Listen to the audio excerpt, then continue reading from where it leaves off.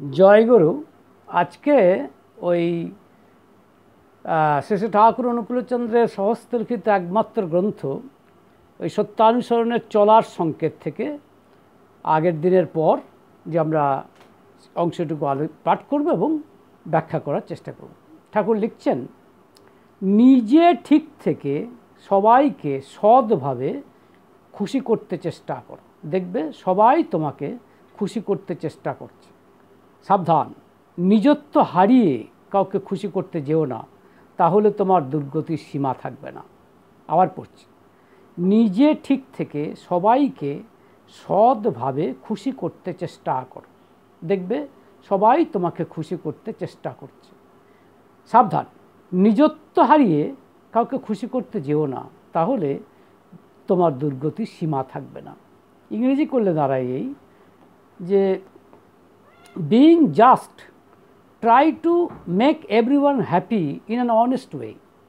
You will find that many are trying to make you happy. Be careful. Don't try to make anyone happy at the cost of yourself. Then your troubles will know no end. আবার পড়ছি, being just, try to make everyone happy in an honest way.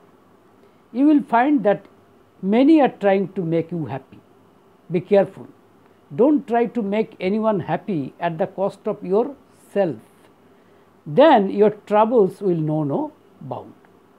এখন এই অংশটি ঠাকুর যা বলতে চেয়েছেন, এই অংশটি এই দুটি বা তিনটি লাইনের মাধ্যমে একটি সাবধান বাণী দিয়েছেন ঠাকুর।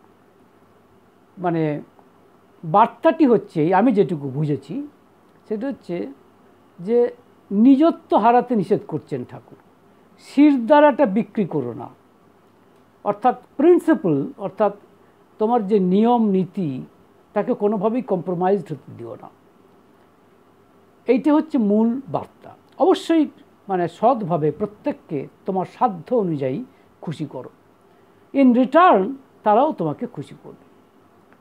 এবং সত্যি কথা বলতে নিজত্ব হারালে, নিজত্ব হারিয়ে যদি কাউকে খুশি করিও, সে কিন্তু আমাকে বিশ্বাস করবে না, সে কিন্তু আমাকে একজন বিশ্বাসঘাতক হিসেবেই দেখবে এবং মানে খারাপ চোখেই দেখবে। নিজত্ব থাকলে সম্ভবত সেটা দেখবে না। তো খুশি করো, কিন্তু সৎভাবে থেকে, অর্থাৎ তোমার নিয়ম নীতি মেনে, সেটাকে কম্প্রোমাইজ করে নয়। এই প্রসঙ্গে একটি গল্প আপনাদের সামনে আমি উপস্থিত করতে চাই। গল্পটি বনফুলের লেখা, যার বনফুলটা ছদ্মনাম, তার অ্যাকচুয়াল নাম হচ্ছে বলাইচাঁদ মুখোপাধ্যায়। ভারী ছোটো ছোটো চমৎকার গল্প তিনি লেখেন। এই গল্পটির নাম হচ্ছে বীরেন্দ্র নারায়ণ। এখন ডাক্তারবাবু হিসেবে তিনি চিকিৎসা করতে গেছেন নবীপুর বলে একটা জায়গায়, যেখানে বলা যায় স্বঘোষিত, যদিও জমিদার, স্বঘোষিত নয় জমিদার এটা ঠিক, তার নাম বীরেন্দ্র নারায়ণ, একরকম স্বঘোষিত রাজা বলা যায়। মানে সেখানে আইন সেই, মানে শাসকের আইন সে নিজেই বলা যায়। তো যাই হোক, নবীপুরে ডাক্তারবাবু মোটামুটি পসার জমিয়েছেন। তো একদিন শীতের রাত্রি তিনি বলতে গেলে সারাদিন কর্ম করার পরে একটু বিশ্রাম নিচ্ছেন এবং সেখানে তার স্ত্রী একটি গান ধরেছেন, সেটাকে তিনি উপভোগ করছেন। এমন সময় একটি লোক এসে বলল যে নবীপুরের জমিদার বাড়ি থেকে ডাক এসেছে। তো একটি চিঠি তাকে দিল। চিঠিটি লিখেছেন বীরেন্দ্র নারায়ণ। চিঠিটি লিখছেন এরকম যে, ডাক্তারবাবু, পরিষ্কার এভাবেই লিখছেন যে, ডাক্তারবাবু, আমার ছেলেটি বড় অসুস্থ, আপনি পত্র পাইবা মাত্র চলিয়া আসুন, আপনার জন্য নৌকা পাঠাইলাম, ইতি বীরেন্দ্র নারায়ণ। এখন এইটি দেখে বনফুলের খুব রাগ ধরে গেছে, কারণ শুধু ডাক্তারবাবু, এবং কথাটা এমনভাবে লেখা হয়েছে চিঠিটি যেন একটা অর্ডার, একটা পুরোপুরি যেন একটা অর্ডার, তাকে যেতেই হবে।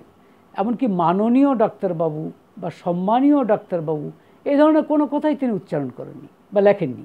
চিন্তা করুন, বলছেন যে পত্র পাইবা মাত্র চলে আসুন, আমি নৌকার পাঠাইলাম, যেন তিনি ককশিওর যে তিনি আসবেনই আসবেন। এবং সেটা ঠিক আছে, সবচেয়ে বড় কথা অর্ডার করছেন, এখানে কোনো রিকোয়েস্টের টোন নেই, অর্ডার করছেন। সুতরাং খুব রাগ হয়ে গেছে, কিন্তু তবু তিনি যেতে সম্মত হলেন। কেন? কারণ এখানেও তিনি সৎভাবে নিজের জায়গায় থেকে মানুষকে মানে খুশি করতে চাইছেন। কেন সৎভাবে? মানে উপকার করতে চাইছেন, কারণ উনি দেখলেন ওই কথাটি, আমার ছেলেটি বড় অসুস্থ, এই কথাটি বনফুলের হার্টকে মানে বনফুলের হৃদয়কে নাড়া দিয়েছে। এই যে আমার ছেলেটি বড় অসুস্থ, এইটিই তাকে নিয়ে যাওয়ার জন্য ড্রাইভিং ফোর্স হিসেবে কাজ করেছে। তো তিনি গেছেন, গিয়ে যখন সেখানে পৌঁছেছেন, তখন যখন পৌঁছেছেন তখন রাত্রি 12টা প্রায়। সেখানে জমিদার বাড়িতে পৌঁছেছেন, দেখছেন জমিদারের ম্যানেজার, তার নাম যমদগ্নি মিশ্র এই নাম, তিনি ডাক্তারবাবুর অপেক্ষায় বসে আছেন। রীতিমতো সাংঘাতিক দুশ্মনের মতো তার চেহারা, বিশাল। তিনি ডাক্তারবাবুকে দেখে বলছেন, নমস্কার ডাক্তারবাবু, আসুন বসুন, পথে আশা করি কোনো কষ্ট হয়নি। তো ডাক্তারবাবু বলছেন, এখানে বসে থেকে কী হবে, চলুন সরাসরি রোগীর ঘরে যাই। তখন বলছে যে রোগীর ঘরে কোথায় যাবেন, আমি তো রোগী। ডাক্তারবাবু অবাক হয়ে গেছে, বলছেন আপনি রোগী? বলে হ্যাঁ আমিই রোগী, তবে আমি আগে ফিটা দিয়ে নিতে চাই। এবং তিনি 100 টাকার থলি নিয়ে তার দিকে এগিয়ে এলেন, মানে একটা টাকার থলি, সেখানে 500 টাকা দিলেন এবং বললেন দরকার হলে আরও দেবো, কিন্তু আমাকে বাঁচাতে হবে। ডাক্তার বলছে বলুন আপনার কি অসুখ বলুন। তখন বলছেন আমি একটা খুনের মামলায় জড়িয়ে পড়েছি। আসলে একটা দাঙ্গা হয়েছে জমিদার বাড়িতে, তো এরকম হয়ই জমি জায়গার রক্ষণাবেক্ষণ করার জন্য। তো দাঙ্গা হয়েছিল, একটি লোক মারা গেছে, বিরোধী পক্ষের লোক আমাকে আসামি সাব্যস্ত করে রীতিমতো ঝুলিয়ে দিয়েছে।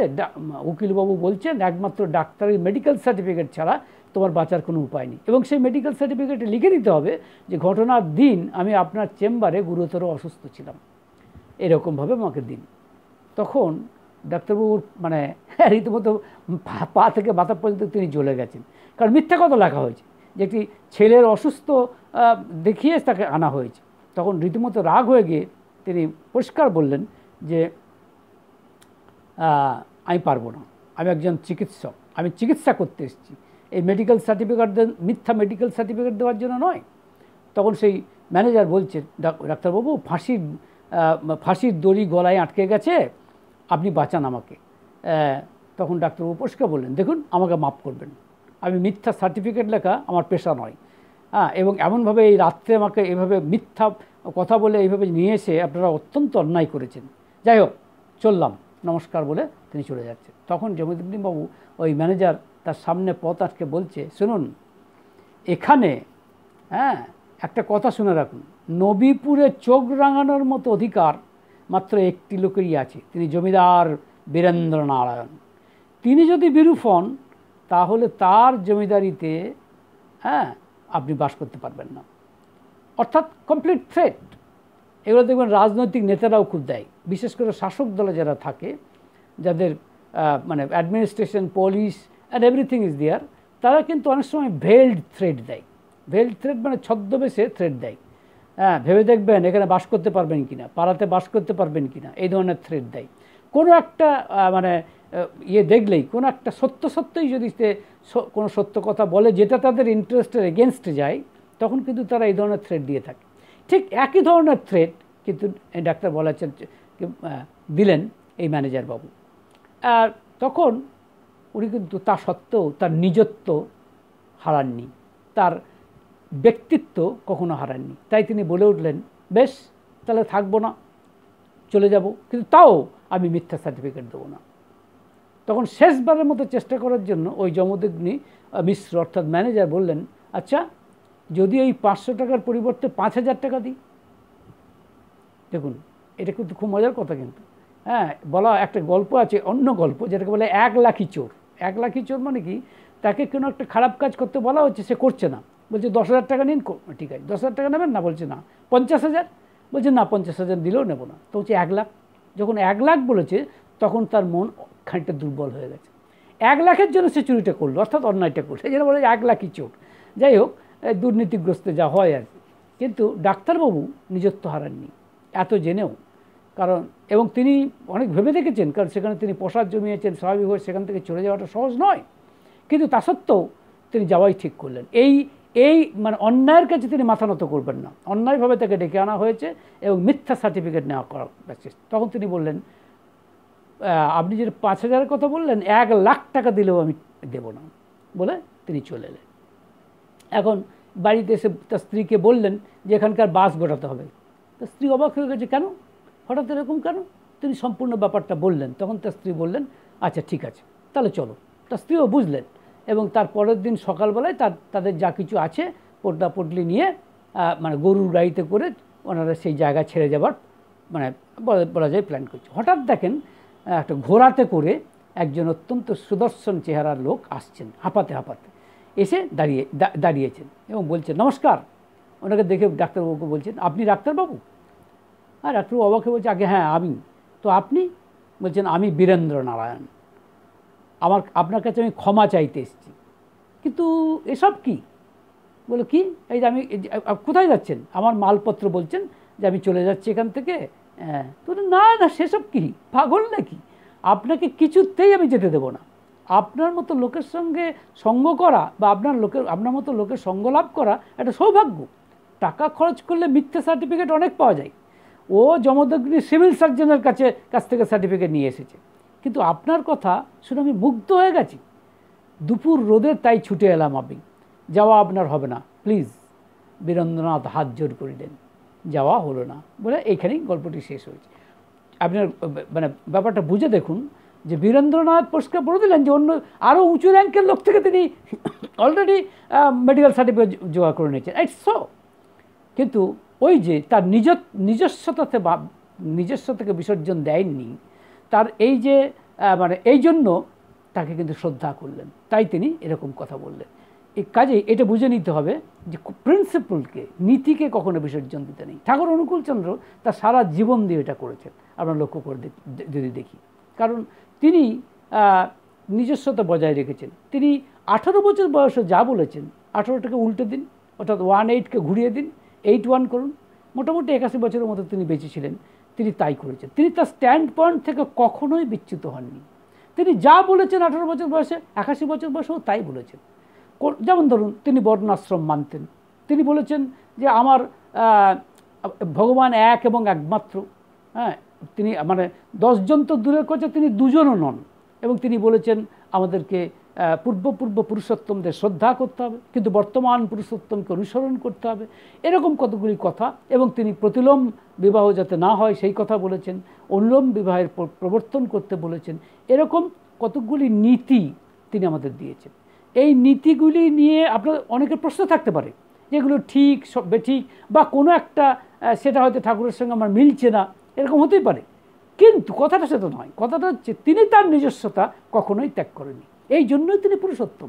কারণ পুরুষোত্তম যখন যা বলেন, কখনোই বলেন না যে আমি আমার কথাকে ঘুরিয়ে নিচ্ছি। কারণ আরেকটা কথা আমি অনেক সময় শুনি, আমাদের পাড়ার একটি লোক মাঝে মাঝে বলে যে ঘড়ির কাঁটাও ঘুরছে, পরিস্থিতিরও চেঞ্জ হচ্ছে, কাজে পরিবর্তিত পরিস্থিতিতে এখনও সব মানলে চলবে না, এই ধরনের কথাবার্তা বলে। ঠাকুর অনুকূলচন্দ্র কখনো বলেননি।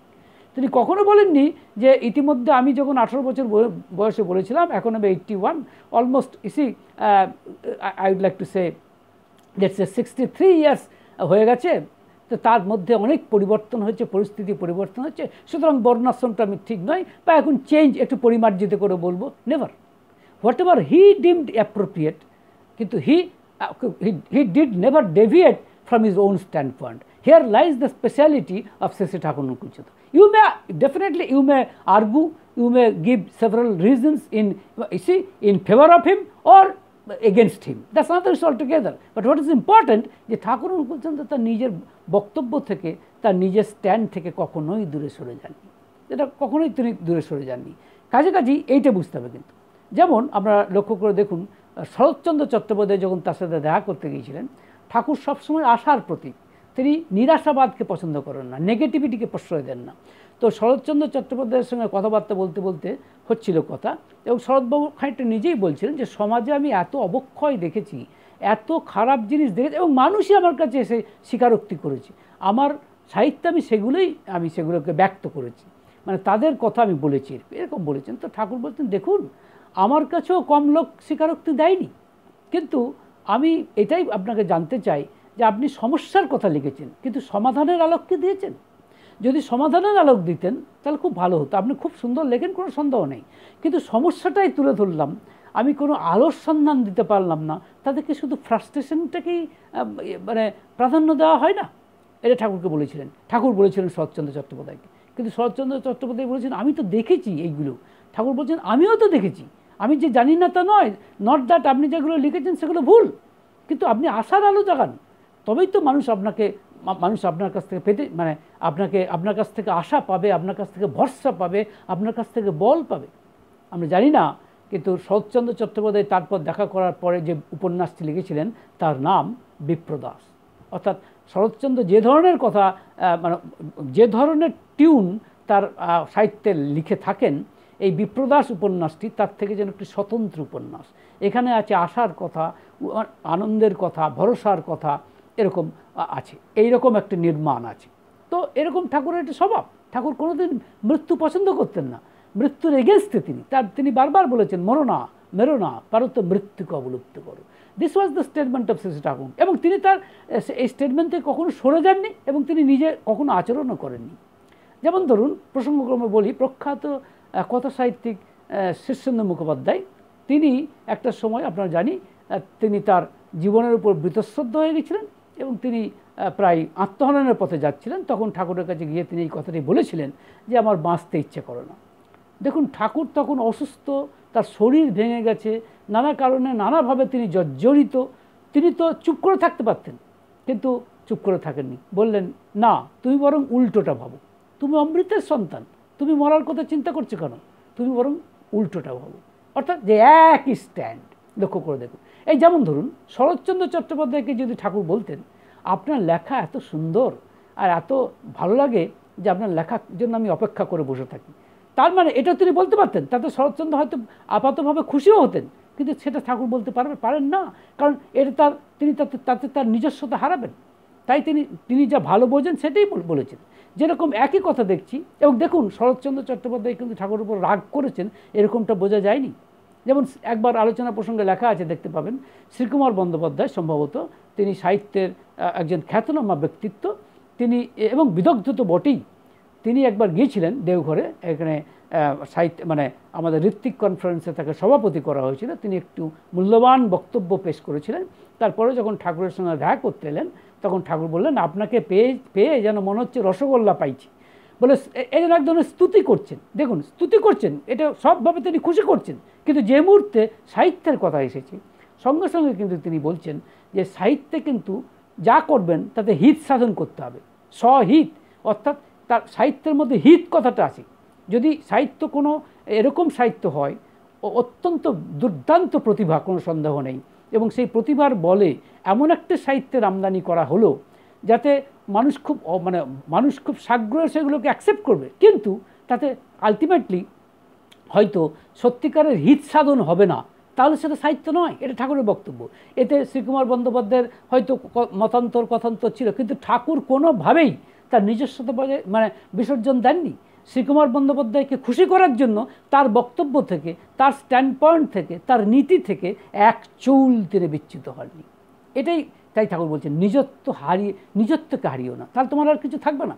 এবং দেখবেন আপনারা লক্ষ্য করে, বিদেশে যখন আমরা যাই, বিশেষ করে বাঙালিরা, কিছু মনে করবেন না, অনেকেই কিন্তু আমরা সেখানে গিয়ে আমাদের সংস্কৃতিকে বিসর্জন দিয়ে ফেলি।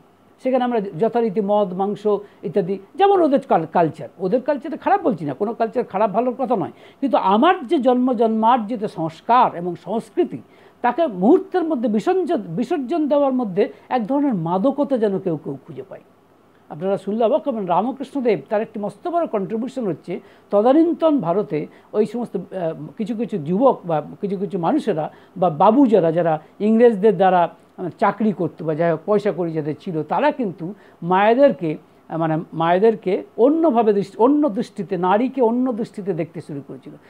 ভগবান রামকৃষ্ণদেব এসে এই যে মাতৃ উপাসনার মাধ্যমে এই নারীদেরকে মাতৃভাব প্রতিষ্ঠিত করলেন, এবং এর প্রভাব কিন্তু এই বঙ্গে শুধু নয়, সারা ভারতবর্ষে এর একটি অত্যন্ত প্রভাব বিস্তার করেছিল। পুরুষোত্তমের এগুলি একটি বৈশিষ্ট্য। তো যাই হোক, তাদের নিজস্ব সংস্কৃতিকে বিসর্জন দিতে নেই, চট করে দেখবেন এ বিষয়ে কিন্তু আমার যতটা ধারণা সাউথ ইন্ডিয়ানরা কিন্তু অত সহজে তাদের সংস্কৃতিটাকে নষ্ট করে না। এটা কিন্তু আমার ব্যক্তিগত অভিজ্ঞতা, আমি ভুলও হতে পারি, জানি না। যেমন ঠাকুর, আমি দেখুন সাহিত্য মানে আমি আধ্যাত্মিক দিক থেকে বলছি, হ্যাঁ, ঠাকুর মনে করছেন যে আধ্যাত্মিক দিকে কি আমাদের উদ্দেশ্য হচ্ছে ঈশ্বরকে পাওয়া। ঠাকুর রামকৃষ্ণদেব বলে গেছেন যে মানব জীবনের উদ্দেশ্য হচ্ছে ঈশ্বর লাভ। এখন ঈশ্বর লাভ কীভাবে করা যায়, এটা তো প্রশ্ন হচ্ছে, এবং এটা ভগবান শ্রীকৃষ্ণ বলেছেন যে জ্ঞান যোগের মাধ্যমে সেটা করা শক্ত।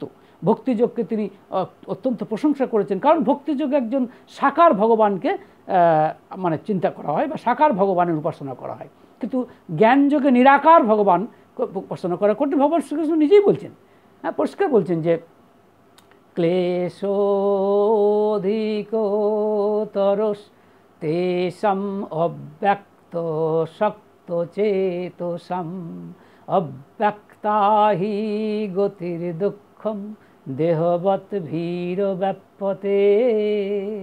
মানে it is really difficult to worship a person who is formless and nameless. এটা ডেফিনেটলি ডিফিকাল্ট, এটা বলছি। সেই জন্য ভক্তিযোগটাকে রামকৃষ্ণদেব বলেছেন নারদীয়া ভক্তিযোগী এই যুগে শ্রেষ্ঠ। ঠাকুর অনুকূলচন্দ্র বলছেন জ্ঞান মিশ্র ভক্তিযোগ প্রশস্ত। তাই এই ভক্তিযোগের একটি অঙ্গ হচ্ছে দীক্ষা। তাই দীক্ষার মাধ্যমে, সৎ দীক্ষার মাধ্যমে মানুষকে ঈশ্বরের পথে নিয়ে যাওয়ার যে সহজতম পথ, এই বক্তব্য থেকে ঠাকুর কখনোই তার সরে আসেননি। সারা জীবন তিনি এই কাজটাই করে গেছেন, এইভাবেই তিনি ধর্মদান করে গেছেন।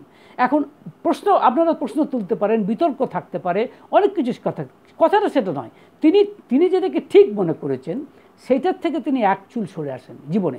এটা কিন্তু একটা বড় ভাইটাল কথা, কারণ আপনারা লক্ষ্য করে দেখবেন অনেক বড় বড় বৈজ্ঞানিককে আপনি লক্ষ্য করে দেখতে পারেন, বড় বড় বৈজ্ঞানিক আছেন, তারাও কিন্তু লক্ষ্য করে দেখা যাচ্ছে তাদের নিজের ডিসকভারি পরে তিনি কন্ট্রাডিক্ট করছেন, এ দেখা গেছে। এবং রাজনীতিবিদ, সমাজবিদ, সমাজতত্ত্ববিদ, দার্শনিক, তাদের ক্ষেত্রে তো হামেশাই ঘটেছে। কিন্তু পুরুষোত্তম তার স্ট্যান্ড থেকে কখনোই সরে যান না। এটা কিন্তু খুব ইন্টারেস্টিং একটি জিনিস। তো যাই হোক, তো নিজত্ব কখনো হারাতে নেই। এমন আমরা জানি, ইতিহাসের কথাই বলছি, পুরু যখন আলেকজান্ডারের কাছে গিয়েছিলেন, তখন আলেকজান্ডার যখন তাকে বলেছেন আপনি আপনার কাছে কীরকম ব্যবহার আশা করেন, হেরে গেছেন পুরু, তখন পুরু বলছেন রাজার কাছে রাজার মতো ব্যবহার করি।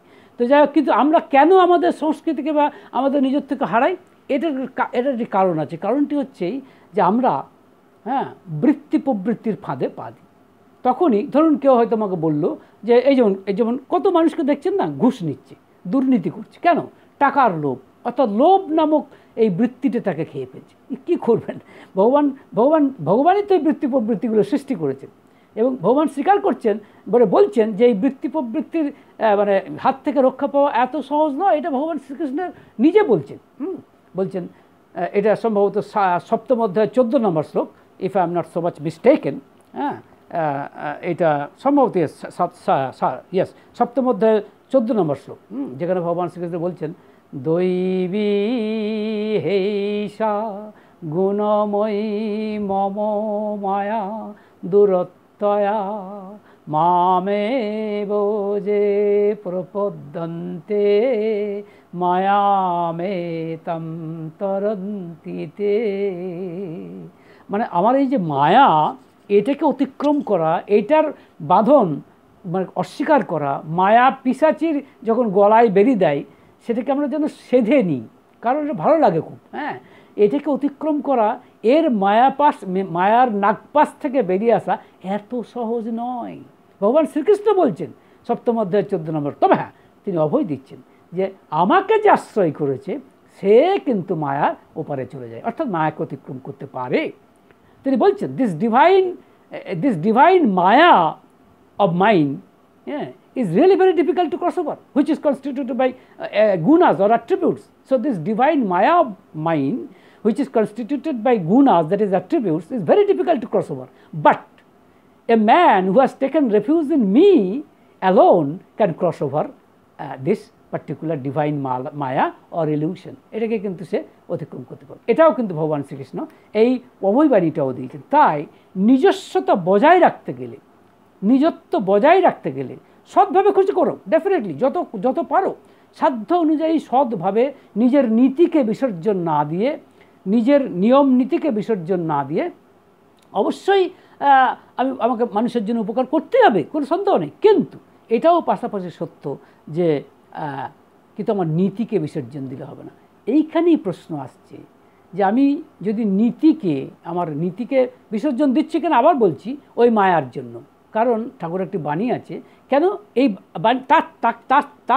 মানে তাকে আশ্রয় করলে মায়ার ওপারে চলে। তাকে আশ্রয় করব কিভাবে না, তার নাম ধ্যান করে, একটা মস্ত বড় পথ, তার নাম ধ্যান করে কিন্তু তার সঙ্গে যুক্ত থাকা যায়।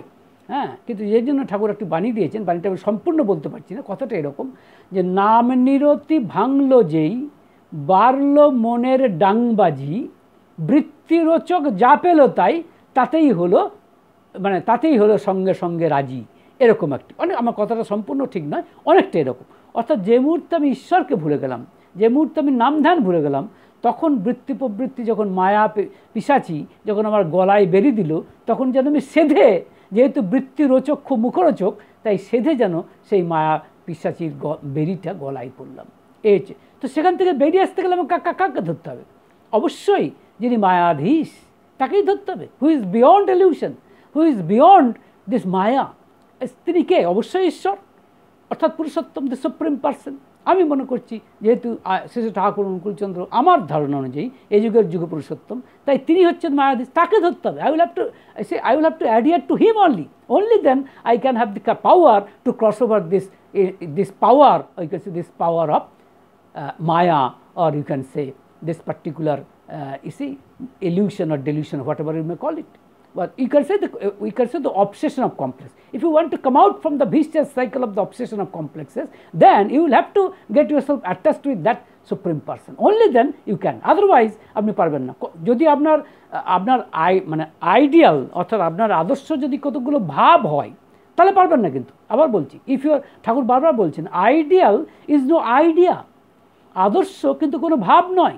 He is a man with you can say flesh and blood, তার মানে তিনি হচ্ছেন একজন মানুষ, রক্ত মাংসের একজন মানুষ, তাকে ধরতে হবে। only then you can retain your personality, you can retain your individuality. এই ইন্ডিভিজুয়ালিটি এত সহজ জিনিস নয়, এই ইন্ডিভিজুয়ালিটিটাকে আপনাকে রাখতে বলছে, এবং ডেফিনেটলি সৎভাবে রেখে, সৎভাবে। যেমন বিদেশিদের সবসময় নিন্দা করার তো কোনো কারণ নেই, তাদের অনেক ভালো দিক আছে, কিন্তু আমার দাঁড়াটা ঠিক রেখে, আমার নিজের সংস্কৃতিটা ঠিক রেখে তাদের যা কিছু ভালো সেটাকে অ্যাসিমিলেট করব, তাতে তো কোনো অসুবিধা নেই। সে ঠাকুর তার ধারাও পারমিশন দিচ্ছেন, অবশ্যই অ্যাসিমিলেট করব। তাদের যে নিয়মানুবর্তিতা, তাদের যে কাজ করার প্রচণ্ড এই গুণগুলি অবশ্যই আমাদের অ্যাকসেপ্ট করতে হবে, তাতে কোনো অসুবিধা নেই। But retaining my culture intact, আমার এই কৃষ্টি, আমার এই সংস্কৃতিটাকে ইনট্যাক্ট রেখে। যেমন ঠাকুর অনুকূলচন্দ্রের কাছে অনেক শিষ্য ছিলেন যারা মুসলমান, যারা খ্রিস্টান। ঠাকুর কোনোদিন বলেননি কোনো মুসলমানকে যে তোমার নামটা পাল্টে দাও, তোমার বাবার নামটা পাল্টে দাও, বা তোমার ড্রেসটা চেঞ্জ করো। খ্রিস্টানকে তিনি বলেননি তোমার নামটা পাল্টে দাও, তোমার পিতৃ পরিচয়কে পাল্টে দাও, বা অন্যান্য পরিচয় পাল্টে দাও, বা তোমার ড্রেস পাল্টে দাও। নেভার।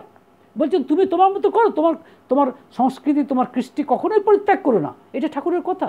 তাই ঠাকুর বারবার বলেছেন যে ঠাকুরের দীক্ষা নিলে কখনো কনভার্সন হয় না। ঠাকুর বারবার বলছেন conversion is no version of religion. কনভার্সনটা রিলিজিয়ানের কোনো ভার্সনই নয়, এটা বাজে কথা। ধর্ম একটাই। তো যাই হোক, এইটা বুঝতে হবে। তাই নিজস্বতা রাখার জন্য ঠাকুর কিন্তু বারবার বলছেন। সেই জন্য ধরুন আমাকে কেউ বললো যে ভালো কথা, আপনি শুনুন, এই যে ঠাকুর অনুকূলচন্দ্রকে ধরেছেন ভালো কথা, কিন্তু ঠাকুরের অনেক জিনিস ভালোও বটে, তবে এই যে ইষ্টভীতিটা না, ওটা একটু ব্যবসা টাইপের জিনিস, ওটা করবেন না। তো আমি কি বলবো জানেন? আমি বলবো হ্যাঁ, তা যা বলেছেন ঠিকই, আচ্ছা ঠিক আছে, কিন্তু করবো। এই হচ্ছে রেজলিউট। আমার নিজস্বতা কখনোই হারাবো না। কেউ আমাকে বললো বলেই আমি হারিয়ে ফেলবো, নেভার। কারণ আমাকে যদি ঠাকুর অনুকূলচন্দ্রকে অনুসরণ করতে হয়, then I will have to abide by his words. তার কথাগুলোকে আমাকে করতে হবে, অনুসরণ করতে হবে। দুঃখের জায়গায় কী জানেন, অনেকেই ভগবান শ্রীকৃষ্ণকে মানেন, অথচ তার নিজের কথা যা তিনি গীতাতে বলেছেন তার কথাগুলোকে মানেন না, হয়তো জানেনই না, জানার প্রয়োজন বোধই করেন না। দিস ইজ দ্য ডিফিকাল্টি এখানেই। তো একটা কথা আবার উপসংহার পর্বে বলছি, তার সাথে যুক্ত থাকতে হবে। এটাও ভগবান শ্রীকৃষ্ণেরই কথা। তিনি 2য় অধ্যায়ের 61 নম্বর শ্লোকে বলছেন, তানি সর্বাণি সংযম্য যুক্ত আসিত মৎপর বসেহি যস্যেন্দ্রিয়ানি তস্য প্রজ্ঞা প্রতিষ্ঠিতা। মানে এইটা কিন্তু যে তার সঙ্গে যুক্ত থাকুক, এইটা কিন্তু বারবার বলছেন, তাহলে সবই সম্ভব। অর্থাৎ জয়।